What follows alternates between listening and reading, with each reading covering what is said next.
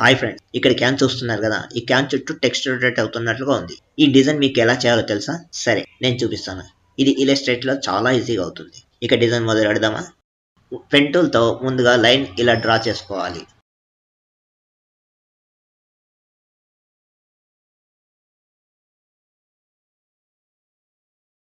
Draw చేసిన తర్వాత type on path tool select చేసుకొని పాత్ పైన ఇలా క్లిక్ చేసి టైప్ చేసుకోవాలి. వర్క్ ఫాస్ట్ అవ్వడం కోసం ఆల్రెడీ టైప్ చేసుకున్న టెక్స్ట్ ని ఇక్కడ పేస్ట్ చేస్తున్నాను. ఎందుకంటే టెక్స్ట్ పాత్ చివరి వరకు కవర్ అయి నీట్ గా కనిపించడం కోసం. బెండ్ అయిన టెక్స్ట్ ని స్ట్రేట్ చేయడం కోసం టెక్స్ట్ మొత్తం సెలెక్ట్ చేసుకొని టైప్ మెనూ ద్వారా స్క్యూ ఆప్షన్ ని సెలెక్ట్ చేసుకోవాలి. ఇలా టెక్స్ట్ హైట్ ని పెంచుకొని పాత్ చివరి వరకు వచ్చేలా ఇలా సెట్ చేసుకోవాలి. బ్యాక్గ్రౌండ్ రిమూవ్ చేసి PNG గా సేవ్ చేసుకుని క్యాన్ ని టెక్స్ట్ పైన పేస్ట్ చేసుకోవాలి.